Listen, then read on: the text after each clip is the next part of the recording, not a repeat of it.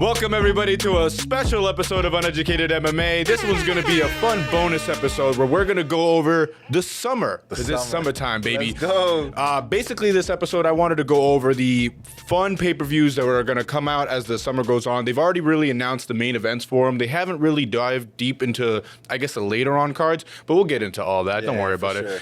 Later on, as the summer goes on, we're going to be releasing this content, obviously giving you the deep dives. But today's just going to be a fun episode with me and Ari here, just going to go over just some of the main ones and some of the fun ones that we think are going to happen this summer and whether or not they will happen. But we'll get into that as the episode goes on. But yeah, other than that, of course, joining me is always the BMF champion of the world, Ari G. Hell yeah. And as always, I'm the one and only, the Juan in a million, Wonderbread himself.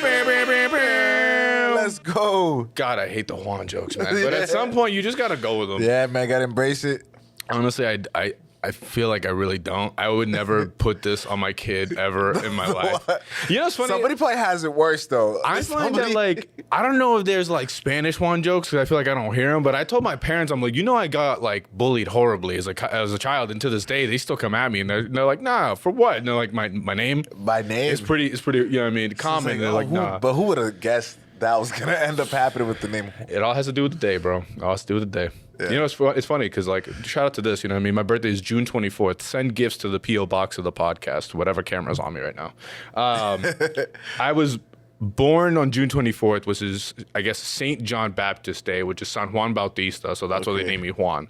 If I was born on any other day, Lord knows what insane Dominican name I would have had. I'm not going to say their names on this podcast, but if you know my siblings and the names they previously had before they legally changed them, dear God, it's pretty intense. That's I don't know. Wild. My parents would be like, oh, there's Cantinflas and Thing over here. We're going to put their names together and split them down the middle. This is your new name. Nonsense, bro. It's funny. I've seen a lot of people do that. Like they mix like mom and dad name. Yeah, and I name. I get it to an extent, but sometimes you hear it and you're like, "That's mad Dominican, bro. It's like, That's mad Dominican." Yeah. You can tell Dominican by the name, bro. I'm not gonna lie. I feel like most of the times it's like Dominican women have like some of the more like, wow, sure. What did they pick out some syllables out of a hat and they were just like, "This is it. You're getting this one." Get all the Other syllables you can think of.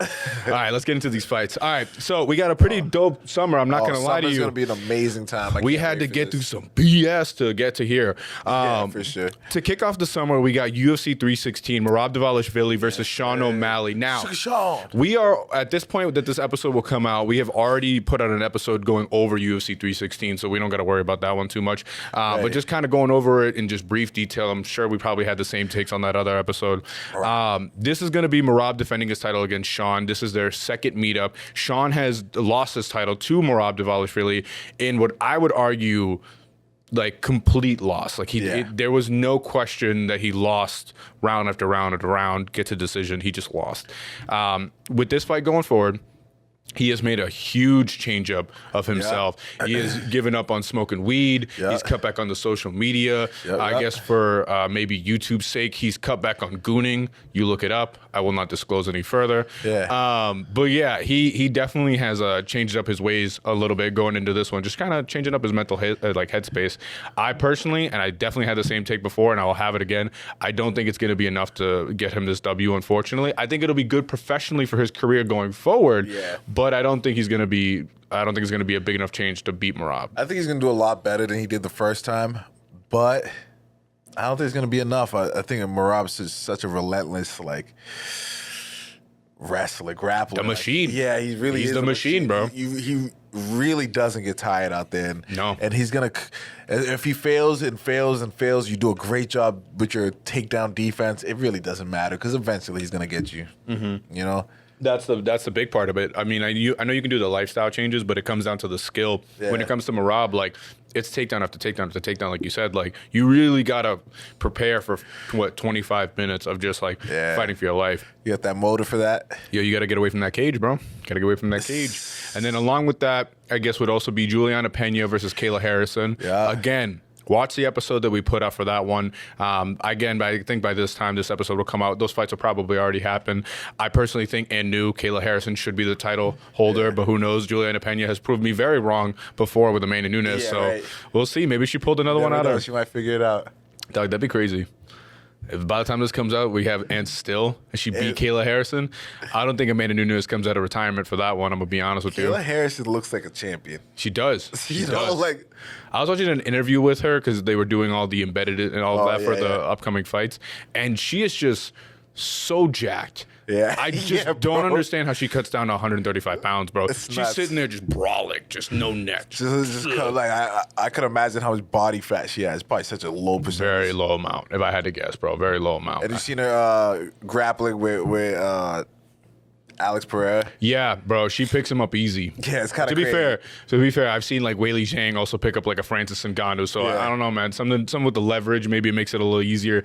But she definitely looked like, in terms of size comparison, Alice is a big dude, and she looked like she could. If it came down to it, she could hold her own. Like, if she was able to get him up against the wall, she won't die. No, she won't die. Yes. And that's saying something. That's saying something. Former light heavyweight champion of the world. Yeah. And he's out here fighting for his life, making sure he doesn't get taken down. Yeah. That'd be something crazy to watch.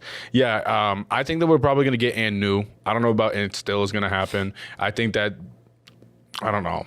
Maybe she wins by decision. I don't know. Juliana Pena, she's real tough. So I feel like as much as I have said that I think that it comes down to getting taken down and just beat up on the ground, who knows? Maybe she's good enough on the ground that she's able to at least avoid some damage and just kind of wear her out, get her into that round 4 or 5. But I don't know if she'll do enough to be able to maintain that title. Maybe she does it off experience, you know? That's what I'm saying. You got the IQ kind of thing. It may be. We have seen her in some worse positions and able to kind of figure her way out from like. Kayla Harrison's still kind of like a fairly new fighter. I would say it's not necessarily fairly new. It's just that like her coming over from the PFL, she's a multiple-time champion over there. She just didn't have the level of competition that she has now. Yeah. You know what I mean? That like that's the difference. It's like I guess it'd be like playing overseas and then coming over to play in the NBA kind of thing. You know what I mean? Gotcha. Like you got some pretty good competition over there. Do not get it wrong, but there's something different in the water over here. Everybody is a problem, no matter what it might be. Yeah. I've always said it. Like obviously the women's division, I've said it 1,000 times. You know the whole thing with the gap in level, but like I'll still say there's some people that give her some problems here and there. I'm going to be honest with you, as much as I was on the hype train, I don't know if either of these women win if Amanda comes out of retirement. I feel that. I don't think it's going to be enough to get her to come out. She's not going to get a bag big enough to make it like, all right, let me. It's like, I was listening to Morning Combat today, and they had this question, like, do you think that would be a main event? Or do you think that would be a co-main event on a pay-per-view? It's a co-main event. I think it would be a co-main event. I think they'd be the second, and then they would have a bigger, probably like another, like a male like championship. The next John Jones fight, or they'll throw him as the fight right before or something like that. I feel that's usually the spot that they'll get. So I don't think that one's going to be anything too crazy. But who knows? We'll see. Yeah, right. I guess we would have saw since this one comes out after. How does time work? Maybe that should be the podcast. We just go over time in the space-time continuum. If you go forwards, you go backwards. If you go fast enough backwards, you might get there. Anyway, so Kamaru, that'll be a podcast for a separate day. Yeah, we're just gonna come in here. We're gonna be me, you, Justin, and we're gonna get Neil deGrasse Tyson in here. He just explain space to us. Yo, that'd be wild. That'd be fire. All right, so that'll be the card to kick off the summer. Is gonna be UFC 316, and then right after that, surprisingly enough, man, we got some fight nights that are cooking up, and they're pretty good, man. Yeah, right. Right after that, we got Kamaru Usman. Again, this is a fight. This is a fight night. We got Kamaru Usman versus Joaquin Buckley as the main event. Joaquin. Yeah. I know he's not Spanish, but I like saying it like that. Joaquin. I feel like you can't have that name and I'll say it like that. Joaquin Buckley. Yeah, I think that this one's going to be one of those passing of the torch moments. We had this conversation a few episodes ago where it was like, you see a lot of these guys now that they're just getting taken out left and right, man. A lot of the guys that we, for a while, were like big fans of, we're seeing them on the way out in a good way or a bad way, mainly in a bad way. A lot of new people now taking over the game. For sure. And I think this is one of those things that we have like, is your level of experience going to get you out of this situation where you're fighting some young and hungry guy like a Joaquin Buckley who's coming up and trying to get that belt? And he's already got a hit list, and unfortunately, Kamaru Usman is one of them. Yeah, I think that's ill. Like, if you're like a fighter to have a hit list, like, like you have like a little booklet that you kind of just like. He did one of the crosses them off as he goes. Like, he did one of the coolest things I've seen after like with a post-fight promo where they're like, "Who do you want to fight next?" He goes to the crowd. All right, I'm gonna list out 3 names. You guys yell who you want me to see out see me fight the most. And he yelled out the 3 names. Kamaru Usman, I would say, probably wasn't one of the loudest ones, but definitely the one that made the most sense. I would argue at his time. I think he called out like Ian Gary as well and such, but I don't think that. I think he was too high up in the rankings that it didn't really make a whole lot of sense. So they decided to go with the Kamaru Usman, and we'll see. I feel like with this one, he gets a win, title shot. He's like he's gatekeeper. So he gets past him, he's title shot. Like, he is title shot. Damn. Imagine we see Kamaru Usman get knocked out again. Yeah. Or what if Usman like revives his career in a way? So that's honestly a thing that I've been teetering champion on. Again. That'd be insane. That'd be insane. One thing I've been teetering on with this whole thing when it comes to Kamaru Usman is that he did give Khamzat Chimaev the work for a good amount of the fight. Like, I'm not saying he won it in any sense of the word, but as the fight went on, you saw the experience kick in. And the fact that he was able to like maintain, I guess, his cardio a lot better. So you got to the point where near the end of that fight, he was landing some good shots. He was doing well with the wrestling. He really didn't have to worry about it too much. And with a guy like Joaquin Buckley, I feel like Buckley's just like, I mean, he does the wrestling, but I don't think he's going to try to stick to that. I think he's going to try to strike with Usman. I think that's his path to victory that he's going to try to take. Definitely should. And like Usman, like even the fights against Leon Edwards, I feel like he did a good job. Like he it's funny because like the people that are falling off are still showing that they still got it. They do.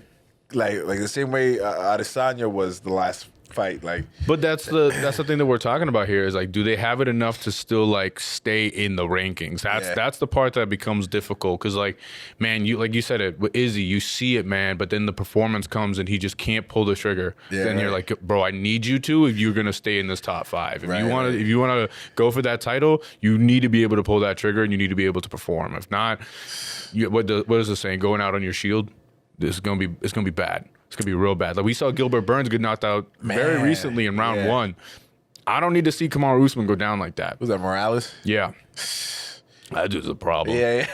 Good luck to like. That dude's an absolute problem. All right, where we at in the welterweight rankings? All right, so again, we're just going over these briefly. We'll go into them deeper, and who knows? By the time we actually get to these fights when they're actually happening, these rankings might completely change. So these are just as we're going over them today. We got Kamaru Usman sitting in at rank number 5, and then Buckley's in a smooth 7. I feel like if he beats Usman, again, ahead of him, this is at the time that we're recording this, he's got Leon Edwards ahead of him, Shavkat Rakhmonov, Sean Brady, and Bilal Muhammad. I feel like he beats Usman. Maybe he has one more and then a title shot, or depending on the landscape, he might just get a title shot. Brady. Yeah. That wouldn't be a bad one. Yeah, right. I feel like he has maybe one more. I think Leon Edwards is going to leave. If he sleeps Usman, though, I'm talking night, puts him to bed. Like I would argue, good KO, not a crazy KO, but when Buckley knocked out Wonder Boy, that one was one where everybody was like, Wonder Boy's never been knocked out. Yeah. What did we just see here? Like that was crazy. So if he can do something like that, where he like, I don't know, man, round 2 blitz just starches Usman, title shot. Lights him up. I think he'd get a title shot off of that one for sure. I don't know. We'll see. After that, we got Rose Namajunas versus Miranda Maverick on the same fight night card. This is one where, again, I wouldn't say, actually, with this one, I wouldn't say it's a passing of the torch. With this one is more so like let's check in. Yeah, right. Let's check in. Where are we right now with Rose Namajunas? Because honestly, she's been fighting a while. She's been fighting a hot minute. I don't know if she can keep it going at the pace that she's at. Again, trying to fight the top contenders right now. Did she lose the last I don't remember. Let's see what do you think? Let's see. Rose Namajunas' last fight is Aaron Blanchfield. That's what it was. She did lose. Okay. She did lose that one. She lost by decision. Before that, she did beat Tracy Cortez. So she's kind of on that same wavelength of like win, lose. But like, I'm going to be honest with you, like the people that she lost to are the 2 people that one just recently fought for the title, which was Manon Fiorot. So she lost against her, and then in 2024 she lost against Aaron Blanchfield, who over this past weekend had that weird fight night moment where she was supposed to fight Macy Barber. Macy Barber had to like step up because she had allegedly a seizure as she was walking out to the fight. So she doesn't really get to move up or down, but either way, I would say she's still in like that title contender spot, has one more to go or maybe next in line for the title shot. So I think Rose is in a weird spot where she's already lost to 2 of the contenders. I think even with this win, she's just kind of like floating around, like probably like that like 6 or 7 range. You know what I mean? Like she'll probably need around 2 more to be able to get back in that title shot like spot. To prove to us that she still kind of got it. Yeah, we'll see, bro. I don't know.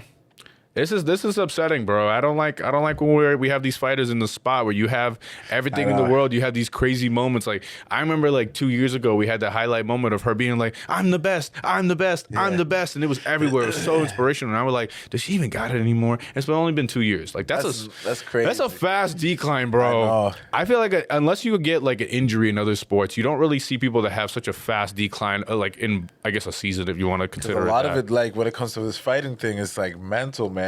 You have to really be on your savage shit. That's why I'm interested with the Sean O'Malley stuff. If it was that, like, genuinely did all that change in your mentality and all that spiritual awakening, if you want to call it that, whatever that is. If you were able to actually like change your mindset enough that, in a short period of time, I mean, like 'cause this has only been like a couple of months, be able to like overcome whatever that was, you know? Yeah, maybe he's a little sharper, can focus a little better. Yeah, I hope so, man. That'd be dope to see. Yeah, right. All right. Moving on to the next fight night after that. We got Jamal Hill versus Khalil Roundtree Jr. Man. This is the one, when this one got announced, I was like, take my money. Yeah. Take my money, even though I already got ESPN. Take my money again, bro. Let's make that one a pay-per-view. A lot of black on black crime this summer, huh? Man, yeah, unfortunately, bro. I can't. I always got to keep us down, man. This is gonna be a dope fight too, man. This is gonna be a first team all violence for sure. 100%. As much as like we give Jamal Hill all kinds of gripe in the world for his actions and his attitude towards people, sometimes like you can't lie. That dude would be like, put me in that fight and I'm swinging. Like I'll go down on my sword, no problem. And then with Khalil Roundtree Jr. That is one of my favorite fighters. I will tell you right now, on this roster of all the weight classes, one of my favorite fighters. The dude went to Thailand and he was like, I got to learn this Muay Thai clinch and see what this is about. And now he's blowing people's knees out and just straight up elbowing people to death. It's fantastic to watch. I think that this one's going to be... fighter. I think this one's going to end in a KO. Yeah, 100%. Early prediction, Khalil Roundtree takes it. Full bias. I agree. But also... genuine skill. As much as Jamal Hill is the taller fighter with probably more reach, I don't know, man. We saw how Khalil did against Alex, and I feel like with that power, he can get him.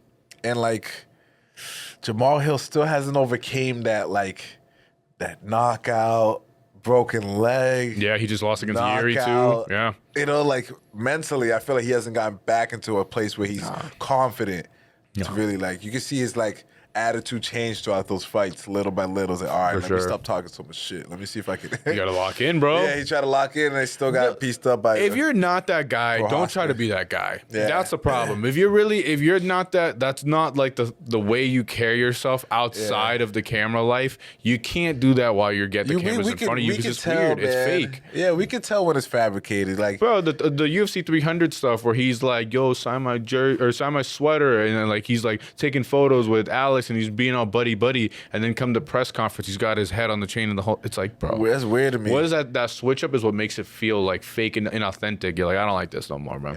That's why I think a lot of people kind of fell off the Jamal Hill hype train. The tattoos is a whole thing. But I think that a lot of people fell. I know, right? It's the worst tattoo. It's the worst. It's like almost Mickey Mouse hands. I think. I don't even think the thumbs are. I don't know. Hey, man. To each their own. Yeah. But I think that one is like that whole UFC 300 bit with Alex kind of got some people off the hype train, and then also like the losses, like you brought up, also kind of make people go away. But I will tell you this, bro, there's some light heavyweights. Yeah. Knockouts are bound to happen. Yeah. 100%. I find it's crazy it doesn't happen more often, but it's bound to happen. You can't win them all. I think Roundtree knocks him out. I think Roundtree gets him by round 3. Yeah. I'm gonna give my prediction like how Justin does. If it doesn't happen by 2-3, maybe Jamal got it. If it doesn't happen 2-3, then it's gonna have to happen 4-5. Yeah. It is what it is. Great way to bet, if you ask me. Yeah, right. And then after that, we got Rafael Fiziev versus, or I guess Rafael Fiziev, because he's not Brazilian. Rafael Fiziev versus Ignacio Bahamundes. Okay, Ignacio. Love that name. We're gonna remember him forever just off of the name. Remember the name Ignacio Bahamundes. That's not, this is gonna be a violent fight. Man. That's gonna be a great one. I think that one's gonna be another fight where we're gonna just see two guys that are ready and hungry for that title shot. Rafael Fiziev has been, running into Justin Gaethje and having all kinds of layoffs off of like some pretty violent encounters with a couple of people where we haven't seen him super active, but when he's in the octagon, it's super entertaining. Right. And then with Ignacio Bahamundes, I think after the UFC Noche last year, everyone's on his hype train at this point. Yeah. Like, we just want to see him fight. And the closer he can get to a title shot, the better. I don't even know, if you had to guess, just off the top of your head, where do you think he's ranked right now? If you had to just... Ignacio's ranked... I feel like not that high. No, I'm going to have to go like a 8. 8? What weight class we talking? With who? Oh, with them? Oh, yeah, they're lightweight. Think about all the killers that are in lightweight. I know. It's a fun game. Down, down, down, down, down, down, down, down, down. All right, what's your answer? Are you sticking with 8? I would say 9. 9? You'd be dead wrong. He's not even in the top 15. At all? Not at all. So what are we talking about? So this would be him cracking. What are we talking about? This would be him. He had to be in the It was a trick question. I just wanted to see. No, this would be him cracking into the top 15. This would be him basically taking Rafael Fiziev's spot or maybe pushing somebody else out of the 15. Fiziv is, what is he ranked? 11. That's what I'm saying. That's why I thought it was way closer. No. So he would be, he's unranked as of right now. When they fight, he will still be unranked. If he wins, he'll probably either take his rank or at least move somewhere in the 12-ish or so spot and then go from there. How do you feel about somebody, let's say, in the top 10 fighting an unranked person? I think it shows how much the company cares about you personally. I think it shows like where you're at in terms of the landscape of how they feel about you.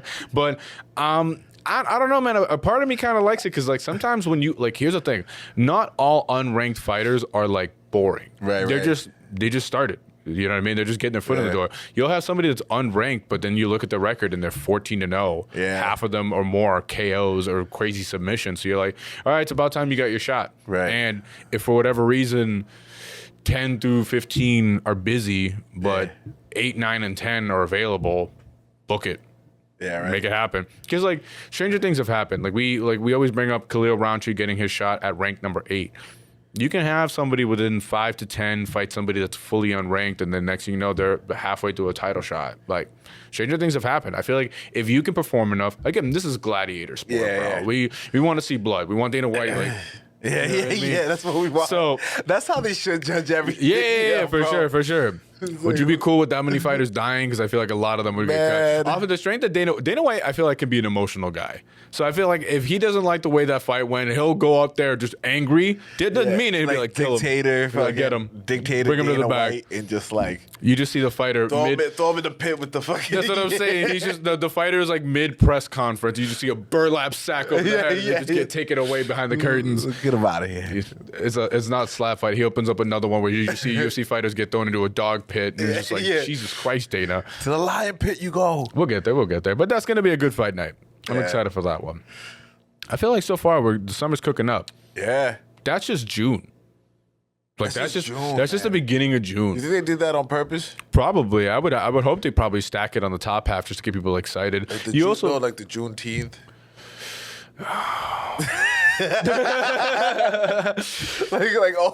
I would just like to note that not only did I just have that moment, but Melvin behind the camera also just went. Yes. Dana White seems like the type to like put it together that way, you know? Does it even fall on that? You know what? Technically, it's the June 21st. You're not wrong. Dana White. Dana, what the fuck? Dana, you crazy for that one.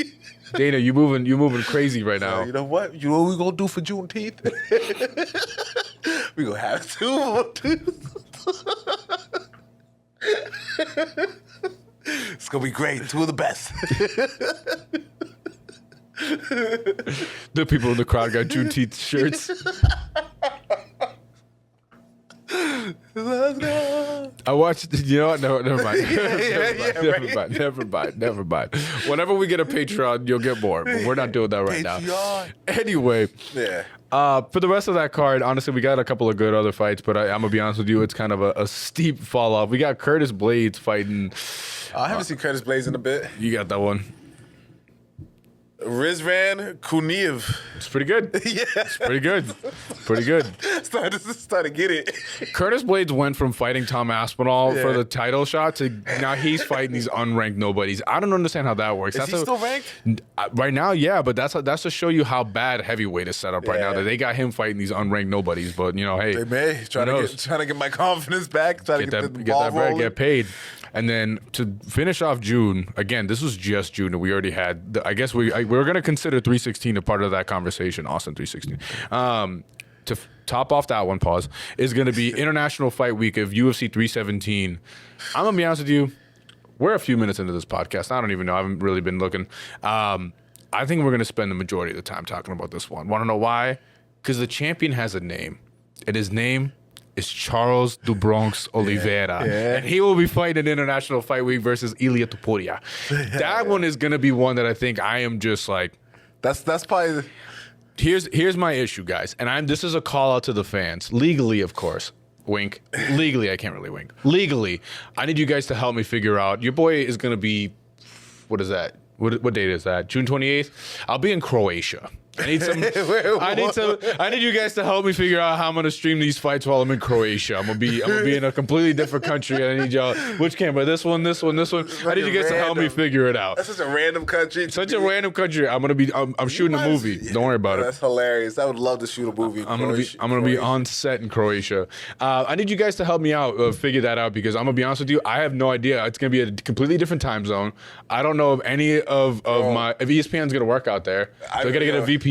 We need a VPN sponsor. You got this, because like I remember there was this one year. It was a huge fight. I think it was Mayweather versus Pacquiao. Big Ario hits me up. He's in the trenches of DR. Yeah, yo, bro, like no Wi-Fi, no nothing. Dude, that was me a few weeks ago. A few weeks ago when I was in DR, it was not working.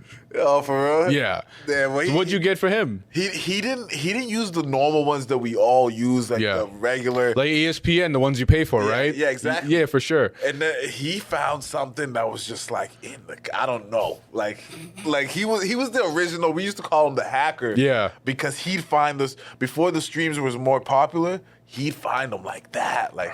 I need to get his contact, bro. Because pay-per-view, Floyd Mayweather versus Pacquiao. Ask him what he got hooked up in Croatia, bro. Figured it out. Because I'm gonna need to figure that one out. That was tough, dude. I just there's no way I can miss this one, mind you. This is gonna be an interesting one because this is gonna be like a birthday trip type of thing, and I'm gonna be people are gonna want me to give them like attention and not look at my phone and like.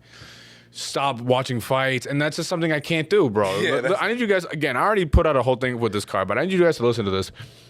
Ilia Topuria versus Charles Oliveira for the lightweight championship.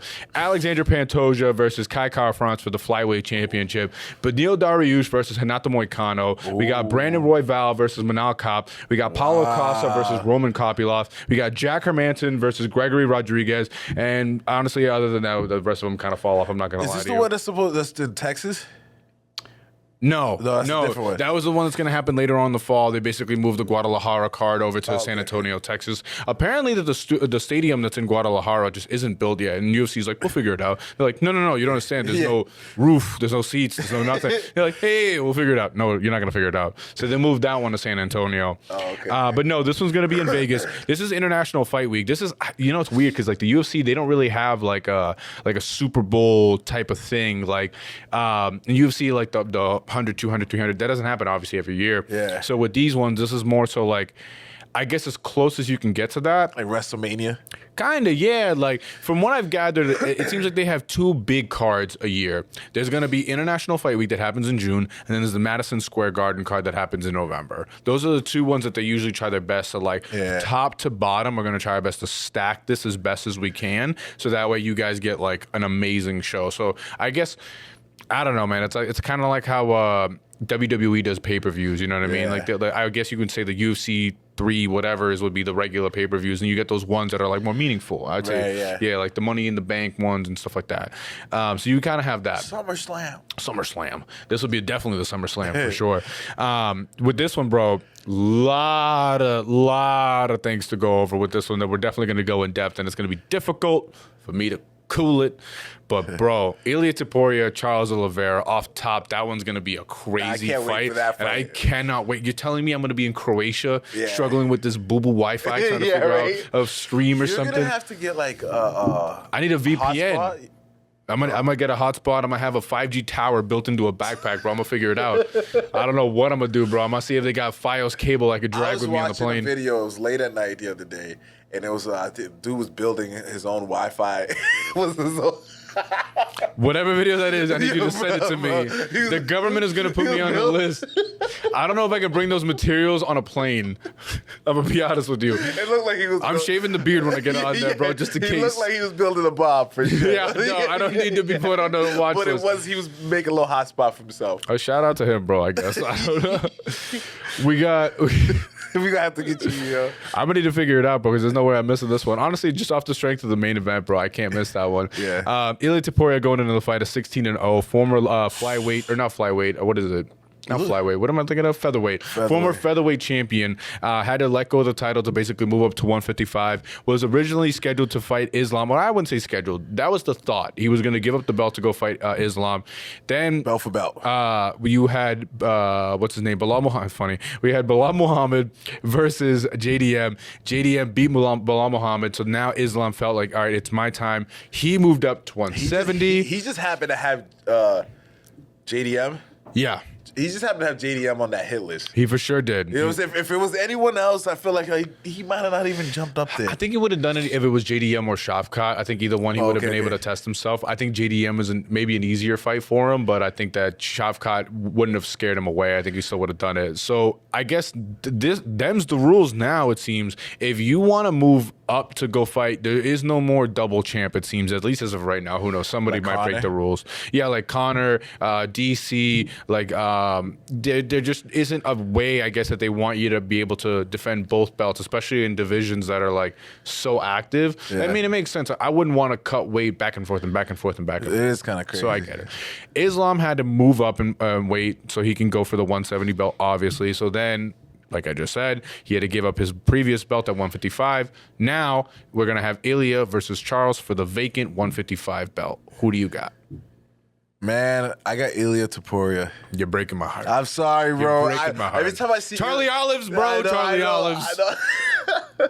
It's like every time I see Topuria fight or even train or anything, he's a beast, bro. Bro, it's just like this guy is such a well-rounded fighter. Like I was on the Uneducated MMA Instagram earlier, just like, you know, scrolling, posting, sharing, whatever it might be, and I just started getting like training videos of his, and I'm like, man. If I see this dude knock out Charles, I'm gonna be like, damn, he did it. But at the same time, I'll be crying. There's gonna be the one tear coming on my eye. Like, damn. Like, you know what? It's just like through his rise, I became a fan of his. No, it's hard not to, bro. It's difficult not to. You can't be a hater. You know what it was too? Is also the Joe Rogan podcast interview that they had.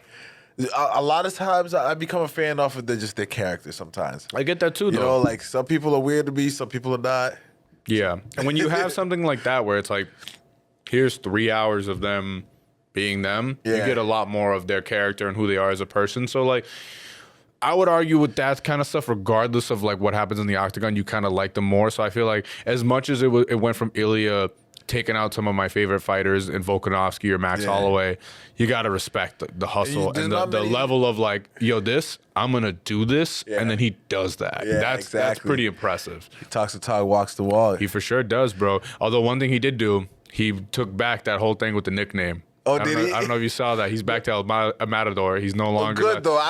I would have rather that. I'm not going to lie to you, though. He should have done it to begin with. La Leyenda is a fire nickname. It is, but like, you got to go back to your roots. You got to really earn that one. Again, like I said it before when we had Sanchez on here, shout out to Sanchez. You can't give yourself a nickname. No. It don't work that way. Somebody's got to give it to you. Yeah. That's it, pause. Other than that, you can't just be like, I'm this now. It doesn't work that way. I guess if you move and you tell people, I had this one friend in college. They used to call me. Bro, I had this one friend in college that he was like, yo, what up? My name is such and such. And we were like, oh, okay, cool. And he would just be like, yeah, that's what everybody just calls me that. He's like, this is my real name, but you can call me this. And I was like, all right, cool. And then we like known each other for like 2-3 years, right? Near like senior year, we have one of his friends come over from where, like, I think he's from Gloucester. He ends up coming over. He goes, what you guys call him? And we're like, yeah, this is his name. He's like, why do you call him that? He's like, that's what everybody calls him. And he's like, nobody's ever called him that, ever. And this is like his childhood best friend. He's like, nobody's ever said this. So he just pulled up and was like, yeah, I'm this now. So you can get away with it. Man, you can get away with it. You can't be doing that bullshit. Because even to this day, got exposed out here. I'm offended, but I still call him what the nickname he told me to call him by. Like, bro, why'd you... He definitely exposed him for sure. I would have rocked with that. I would never do somebody like that. I'd be like, yeah, for sure we call him that. So, yo, y'all can call me. Yeah. That'd be real funny. I'd be doing that. I'd be going up to people and be like, yep, what's up? My name is Derek. That's like going There's a community of people out there that think my name is Derek. I guess this is going to ruin it for you, but... Straight up. You ever go somewhere and you're like, why do you gotta know my name? Yeah, yo, you just new identity. Boom. Yeah, bro. Derek Sanchez. Pleasure to meet you. Yeah, I'm about to just like start doing that more often. I think you should, bro. But you gotta come up with it and you just gotta go in there with confidence. Anyway, going back. Ilia Topuria, Charles Oliveira. Again, I don't want to give away too much, but I feel like this one's gonna be the scrap of the summer. I feel like for me, this is going to be the main event that everybody's going to be talking about for the whole summer. We have some crazy cards still to go over, but I feel like this is the one that's going to top it. I just feel like either which way you go, if Charles is able to get that belt back, what a story. Yeah. If Ilia is able to take that belt, what a story. Yeah. And again, after that, what comes after, you can go so many different ways in terms of the matchups you can do and the stories that you can tell. It would just be beautiful to see. I will say this, though. Ilia, I don't think has a long time left in the UFC. I think professionally, career-wise, he's just gone somewhere else. Charles, I think, is on the same wavelength. He like rich as hell. Like, that's what I'm saying. Like, bro. I mean, here's my thing. Like, how cool would it be for him to go take these 2 belts, defend them both, and then just walk away? Yeah, right. Goated. Undefeated. It would be cool because he came into this like already moving like he's Conor. Yeah. It's like, bro, how? You just started fighting. Like, I would tell you, like, a Khabib 30 or 29 and 30 or no, whatever, is, like, very, very impressive. But he's sitting at 16. Let's say he gets this other one. He's 17, defends it once or twice, 18, 19, and he walks away. But he ended up beating some of the biggest names in the sport at that time.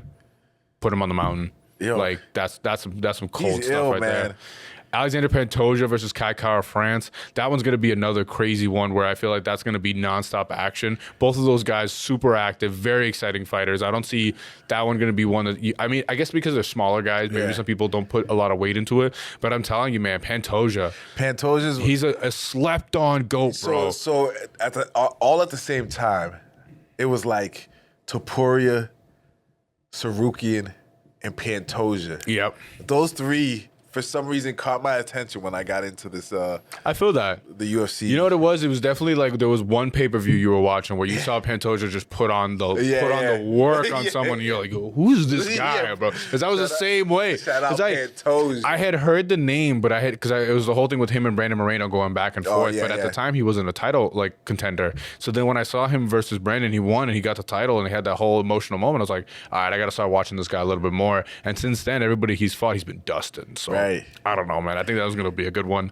Benil Dariush, Renato Moicano is going to be a good one. The Brandon Royval, Manel Cap, that's going to be a good one, too. Paulo Costa, where have you been, bro? Right? Where have you been? He's going to fight Roman Kopylov, so I think he might get dusted in that one. We will see. Yeah, that's what. We will see. Where's he been? I don't know, man. Follow him on Twitter. He has a lot of like funny moments on there, but besides that, I feel like he's kind of like in the cut. You know what I mean? He's just waiting for a good fight to come across his desk or someone to give him a fight. Because I'm going to be honest with you, I feel like his last couple ones haven't really been anything exciting. In between, obviously, we have a couple of fight nights that I'm not going to go into crazy. There's a fight night right next to that one that goes Derek Lewis versus Taliesin Teixeira. Okay. The rest of that one isn't anything crazy. Shout out Massachusetts' own Calvin Cater. He'll be on that one. Junior Tafa is going to is there versus... Tafa. Well, this dude's name is crazy. What is this dude's name? Tuco Tokos? Oh, damn. Tuco Tokos? So that's his name, right? Am I bugging on that one? Tuco Tokos? Tuco Tokos. Tuco Tokos. Shout out Tuco Tokos. Man, that shit like Pacific Islander as fuck. Toucan Sam. Where is Tuco Tokos from? Right? I'm just assumption. That's an assumption for sure. He's from the Pacific Islands of. Off of the name Tuco Tokos? Yeah, that's definitely Tiki. Okay. Tiki Torch. Bro, where is this man from? From the caves of fucking. From the cave. He's just like. What do you mean by that? He's from England. No, the fuck he's not. He's from England. No, the fuck he's not. Tuco Tokos. He might have grew up there, but that's not where he's Tuco from. Tokos is from the UK, and there's nothing else you can tell me. No, the fuck he's not. Tuco Tokos is from the UK. Yeah, keep on looking into that. Shout out Tuco Tokos. After that, rolling into UFC 318. Oh, man, that's funny. Rolling into UFC 318 in July. Oh, man, this is another one that's going to break my heart, man. This is going to be one that... This is one win, lose, draw. Any MMA fan for the last 2 years will be emotional. Yeah. Max Holloway versus Dustin Poirier, and Dustin Poirier's retirement fight in Louisiana. There is no way you won't get emotional. He's literally Gambit. Bro. He made a name for himself for sure. I'll tell you that. It's going to be one that's going to be crazy. This is their third meeting. Each fight has been a scrap, bro. And obviously we have both of them coming off of like unfortunate losses. I would say Dustin Poirier is definitely in this mode where he's like, all right, title shot is out of the way. Let me take this retirement fight and let me move on. And then the UFC, BMF, right? Bingo. UFC's like, we're not going to let you walk away nothing without anything. We're going to give you Max Holloway for a BMF title. That's funny, your send-off. If there's anybody that gets it, besides yourself, of course, it's going to be Dustin Poirier or Max Holloway. Duplicate, replica, whatever. Do you think that, like, they both retire? That's been something that people have been like floating around. They both just like put their hands up and they both drop the gloves. Both drop the gloves because the thing is like with Max Holloway is in a very similar position that I would argue Dustin Poirier was in. You are so good, but you're just not good enough to beat the guy that's holding the belt. You had Dustin Poirier who had to fight Khabib and then Islam and then also Charles Oliveira and just could not get the belt. He just could not get it. And then you have a Max Holloway who had to fight Volkanovski 3 times, all 3 times lost, and then got a crack at Ilia and got knocked out for it. Yeah. He beat Gaethje. He did beat Gaethje. That's a good win. And he got the BMF belt. So he has a belt. He's got a title. But again, we had this conversation before. If you could beat Gaethje, you could stay in it, but can you beat the champion? At the end of the day, some of these guys, like, listen, they love the money. Do not get it twisted, but they also love, I feel like, the hunt for the belt. And I feel like Max Holloway now at lightweight, I'm going to be honest with you, bro, there's some killers up there that I don't know how well he does against them, bro. Like, you're going to tell me him versus, like, Armin Sarukian? That's a tough fight right there. That's a tough fight. You still have Ilia now. He moved up to 155. So you rematch him. It's like, damn, I can't escape this motherfucker. He's already beat Justin Gaethje, so I guess he's got him out of the way. But man, I don't know. I feel like him at 155, he's got a couple of exciting fights, but I don't know if necessarily I would say that he's. Topuria again. I wouldn't recommend it personally. No. I don't think that'd be a smart move on his own. I think it's one of those things. He can beat him. I think he could beat him for sure. But I just think right now it wouldn't be the smartest move to do. Max Holloway's sitting at number 4. Dustin Poirier's sitting at number 5. So after he leaves, Max Holloway surrounding him, I should say. You got Dan Hooker at 6. You got Gaethje at 3. He's already beat Gaethje. You got Charles Oliveira at 2. Where he's about to fight. Hooker? Who? Max? I don't know. I don't think so. That would be a good fight. That would be a good fight. But again, we're talking like rankings here though. Like what gets you closer to the belt? I don't think that gets you necessarily closer to the belt. But like Max, come on now. All the way. Let's give us some good fights and just. He's given us nothing but good fights. No, but like. And he's young, and he's still been at it. No, they never fought. That's a good fight to just have. That'd be another good BMF belt. I'll tell you this: if he beats Dustin, you throw him in with a Dan Hooker. But again, there's also the thing of like your health, bro. That's something that like he needs to build back up to get back going to like the it's tough to build back up when you're sitting at number 4, bro. Like he's sitting at number 4 at the lightweight. So if he wins this, he's in the talk to be able to be one of the guys that get a title shot. Maybe you give because you have to remember Armin Sarukian is sitting at number 1, but they don't like him right now. Yeah, they don't like him right now. So I don't know if he necessarily gets a shot. Yeah. But maybe you do Max Holloway, he beats Dustin Poirier, and you either give him Charles. If Charles loses. Give him Charles if Charles loses, or Armin. or Ilia. For Armin. He just gets treated like... Because he already beat Justin Gaethje, but those are the only 3 guys that are ahead of him right now. Yeah, true. So you got to give him one of those 3, unless you disrespect him, I guess, in a way. Well, who else has a chance that lines up? For a title? If Topuria wins... Justin Gaethje, who just came off a win. He would be next for a title shot? I would say Justin Gaethje would be next for a title shot. Topuria's about to get the belt. He's about to beat Gaethje. Bro, he's about to have a run. Dude. And he's going to beat Max Holloway again. When do you think they give Sarukian another shot? Sarukian, he's going to beat Sarukian. Yeah. yeah, bro. Sarukian's probably before Max. Honestly, I think out of everybody, I think Sarukian gives him the toughest test. Because in the way I think so too, I think that Islam would have given him the toughest test. I feel like Sarukian is similar to Islam, so I feel like that's kind of my guessing right there. But that's the MMA math. That don't work. So I don't know. I like his approach, like Topuria's approach on like his training, how he separates it all. Yeah, that's something I would have done. Like I would not like do MMA altogether in like a training. I'd separate it. Like, oh, today I'm doing boxing. Today I'm doing wrestling. Today I'm doing, you know what I'm saying? Like, I feel like when I like play the UFC games and they break it down like that, that makes more sense to me. You're focusing on the disciplines. What are you lacking on and get stronger in that one? I get like the whole MMA thing. You have to mix it up and kind of put it all together. But I definitely think like, bro, if you have shit hands, you gotta work on that. Yeah, you know what I mean? You can't just like let that be. Yeah. I'm not gonna lie to you though. The rest of that card, kind of whack. Yeah. Kind of whack. Marvin Vettori, Brendan Allen, Neil Magny versus Gunnar Nelson. That's under. That's that's the co-main event. Wait. So you got Max Holloway, Dustin Poirier, top of the card. Pow, wow, boom. Yeah. Marvin Vettori, Brendan Allen, steep fall. Yeah. Neil Magny, Gunnar Nelson. We're keeping going. Adam Fugit versus Islam Dulatov. I'm sorry. I'm sorry. Some known people. You would think, I mean, I think it's one of those things of like, obviously people have other fights booked or whatever. It might be schedules, might be a bit of a pain, but this is definitely one of those like, the UFC tried their best. They gave us a really good fight to look forward to, but the rest of it, we're going to have to kind of eat it a little bit to get through. I'm not going to lie to you, but it is what it is. It is what it is. And then moving on, we got UFC on ABC, another fight night technically. They name them differently when they put them on public TV, but it's whatever. This one is more so just for one fight and one fight only. Okay. Robert Whittaker versus Rene de Ritter. That one's going to be a good scrap right there. I'll tell you what.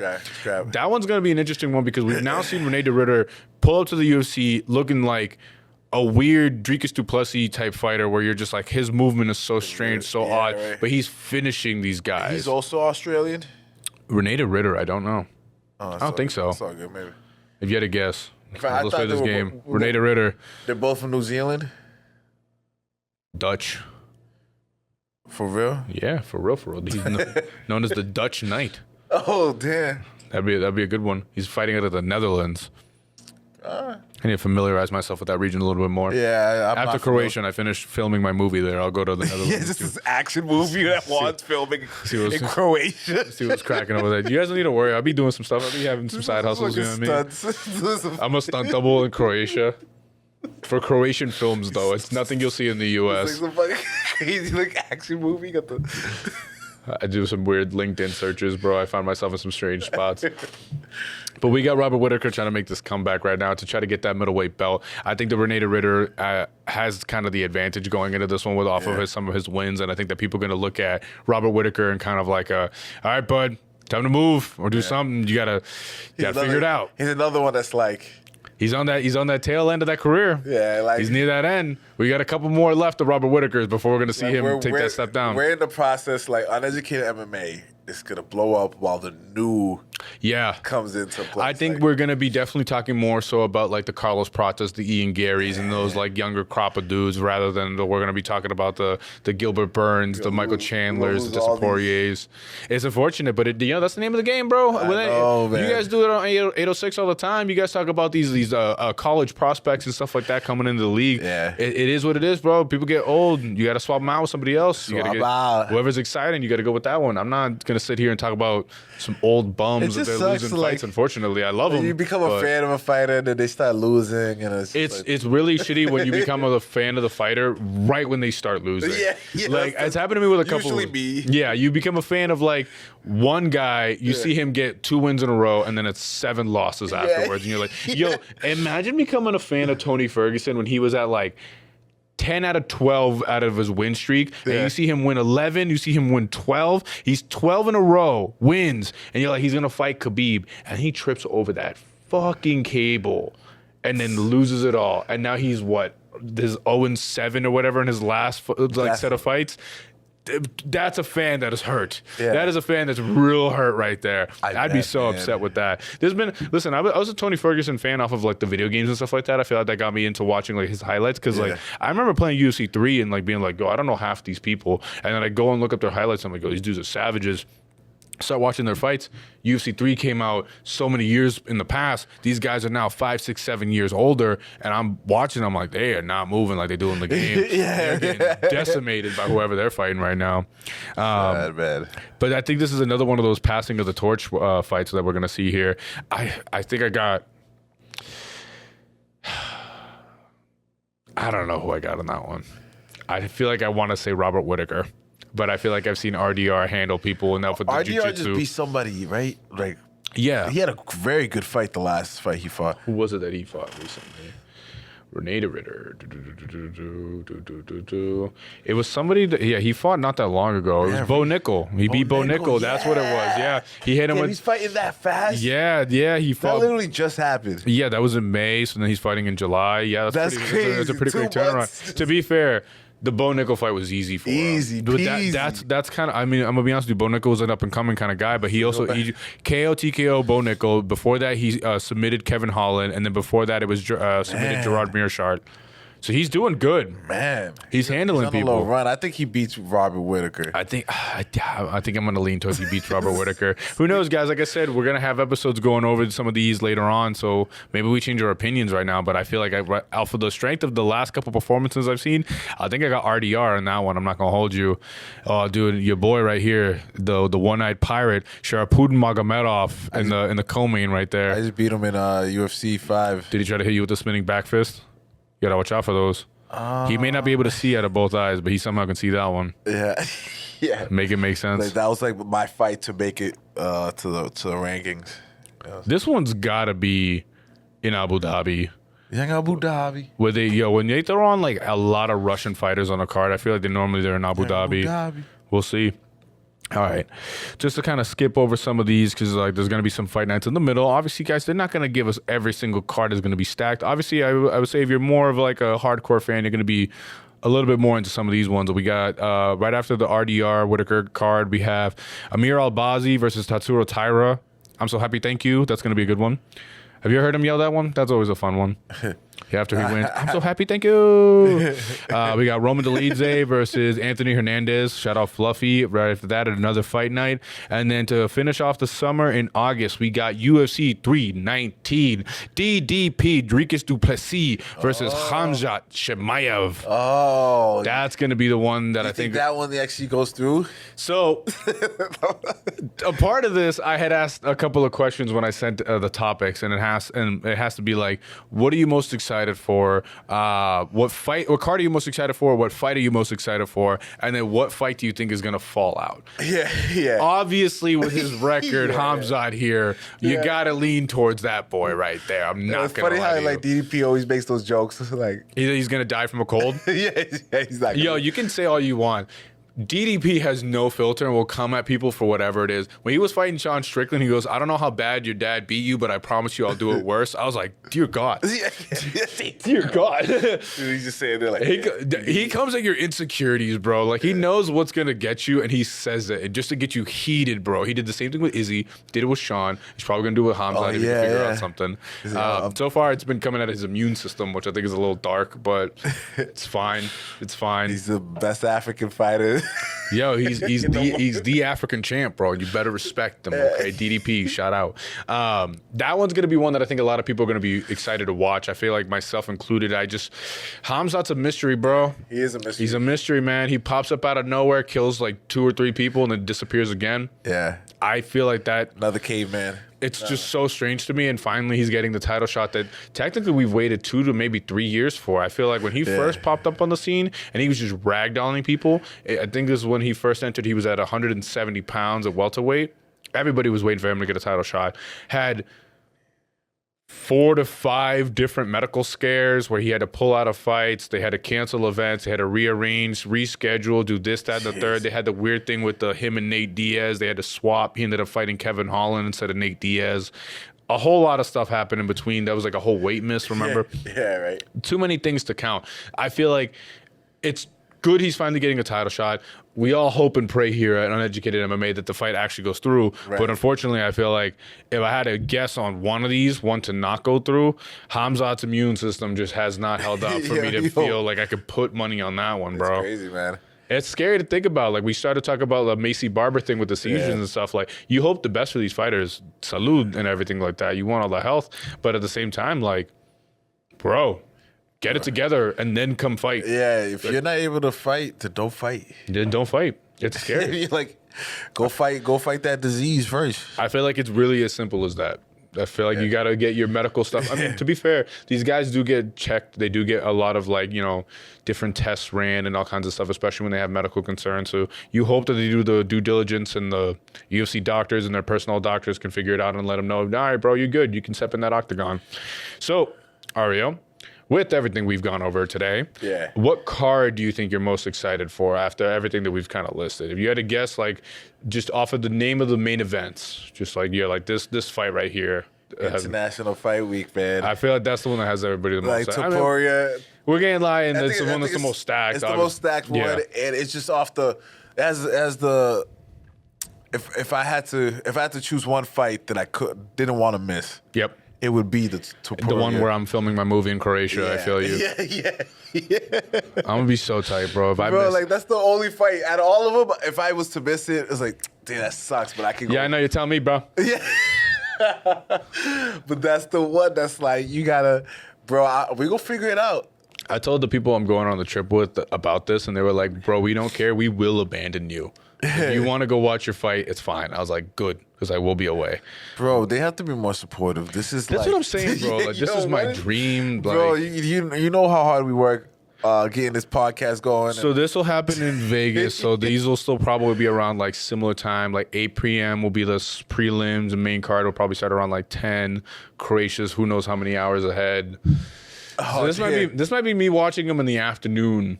Oh, like 3 p.m. Yeah, for me, I ain't gonna lie to you. Just like middle or of maybe the day. 3 or 4 a.m. Trying to do a tour or something. Dog, I'm gonna be exhausted, but we're here for it, man. This is how the world works. Yeah, I feel like that's the one that I'm most excited for as well. I think International Fight Week, just off the strength of how many people are on the card, the level of fighters that are going to be on there. That or Juneteenth. Yeah. You can't lie. The Juneteenth with Juneteenth merch, you can't lie about that one. That was going to be dope. I'm getting one of the shirts, Dana. Shout out Dana. Yeah, I think that one's going to be the one that I'm most excited for, but I'm not going to lie. I think it's weird, man, because it's a mix of both. It's like, that card is the one I'm most excited for. The Ilia Topuria versus Charles Oliveira fight, as much as I'm a Charles fan, like, I don't know if that's necessarily the fight I'm most excited to see. I feel like the Max Holloway, Dustin Poirier fight is the fight that I'm most excited to watch. Like, if I had to, like... Bye, motherfuckers. Yeah, man. I feel like that's going to be the one that's going to have a different energy. Which Dustin card is trash, though. I'm not going to lie to you. Like, nothing too crazy. But, like, Dustin's somebody, like, he could... I don't care how many times he loses. You'll still watch. I'm going to be a fan of... Because you can lose and still lose great. You know what I mean? Like, you go and you give a show, people will clap on your downfall. Like, they don't care. They'll still cherish you as a fighter. So I think, like, with him being like, no, like, I'm done. Like, this is it. Like, I'm walking away. I'm both intrigued to see how he fights. Yeah. And, like, I think it'll still be that war. And I do think, prediction, I think we get this again. Yeah. I think we get, if it gets to the 5th, we're getting that again. He's such a dog, man. I love the way he fights. I'll tell you right now, though, getting knocked out in your retirement fight is not something I want to see happen. Yeah. May it go to a violent decision. Yeah. If I wanted anything, may it go to an absolutely violent decision, and we're good on that one. Yeah, I don't know. I would hate to see him get knocked out. Medically speaking, is getting your brain rattled for 25 minutes straight, or getting knocked out in the first. Yeah, what's worse? What's worse? Give me 25-minute decision. We'll see how we go from there. Oh, man. I just feel like if he goes in there and he is able to beat Max Holloway and just get that belt and walk away with it, I mean, maybe they stop the whole BMF thing, but like, I think that'll be the perfect end to him. Obviously, it's a great you want him to walk away with the lightweight championship. That's the thing that he's been trying to get for a long time. He was an interim champion, and you wanted to see him hold the full belt, undisputed in the whole nine. But we'll take this. Right, he's beaten a lot of greats. He has, man. I think as a fan, I feel like there's nothing else you can really want from him, and just accept this and be like, I'm happy for him. He's fought the Khabibs and the Islams. He's fought the best of the best. He's beat Conor. He's made his money. If we're going to be honest with you, off of the Conor fights, he's made plenty of bread. So that's at this point, it's just like genuine accomplishments. That's all. The only thing I really care about for him. But we hope the best for Dustin Poirier in his future endeavors. We'll buy the hot sauce. We'll have that on Heat Check. We'll get some of that Poirier hot sauce. Yeah. I felt that'd be fun. A nice little collab with Uneducated MMA and Heat Check right there. But ladies and gentlemen, that has been another episode of Uneducated MMA. This one, again, like I said, has been a breakdown of just all the UFC cards that are going to happen over the summer. Like I said at the beginning of the episode, they're going to flesh these out a little bit more. Obviously, with the DDP and the Khamzat Chimaev fight, I think they only really have the main event out right now. Yeah. So they'll probably announce more fights on that one. As we see the landscape change of the UFC as the fights go on week by week, who knows what'll come out, man. We're still waiting for Tom and John to be announced, if that gets announced. Recently, we've been seeing that these two are going to not fight. John might be retiring. Who knows? He's enjoying life somewhere. Dog, let him do his thing, bro. He's over there in Thailand, like, training Russians and the Ultimate Fighter. Like, let him live his life. The guy earned it. As much as I talked a lot of smack about John Jones, you can't deny the legacy that he's had. I just don't like the way he's acting right now. That's my only grief with him. I have nothing against his fighting styles or anything like that. His record speaks for itself and then some. It's just more so like I just don't like the way he's going about some of these fights. But I get it. You know, you got to go against your contractual obligations and all this other lawyer speak that they got him in. He can't really speak too much unless the UFC, I guess, announces stuff. But we'd love to see it. You know, I'm going to be here every single week talking about these fights. You know, Ariel's going to be here watching them with me. Justin, let's see. Let's go along with the story we went on last time. So what did we say? He was training with Raj Al Ghul. So I guess this time there's some joker that he had to stop who kept robbing banks and kept trying to, you know, fight crime and whatnot. And say, I don't know. How do you describe the plot of the second? What is that one? The Dark Knight? Is that the second in the series? With Christian Bale, the first one he learns how to become Batman. Yeah, that's Batman Begins. Yeah, so he goes and he does the whole thing with Joker out here robbing banks. So then Justin is fighting this clown. The clown clan. The clown clan that are robbing banks in the North Shore, and he's got to stop them. And then there's this guy by the name of Fourface. He's got glasses on that he ends up creating as due to his actions. That sums up the movie. Yeah, right. That's pretty good. We'll see if he misses another. You know, then we'll go for the third movie, and maybe it'll be like the Bane. I think we do that. Whenever one of us misses an episode, you got to come up with a trilogy, and then you got to loosely explain that person is somehow living in that trilogy universe of some kind in a galaxy far, far away. He's good. Ladies and gentlemen, this has been another episode of Uneducated MMA. I'm your host with the most wanted bread. This has been the BMF champion of the world, RBG. Melly Mel behind the cameras. And shout out to Vibe Entertainment, 806, Heat Check, Nerd Gods, Straight to the Point. And anybody who wants to sponsor me going forward, send that check to my P.O. box. Anything else I can think of? Let me know in the comments. Let me know what you think about the summer cards. Please remember to like, share, comment, and subscribe. Anything else you got for the people? Hey, man. Keep on fighting. Respect. Peace. Peace.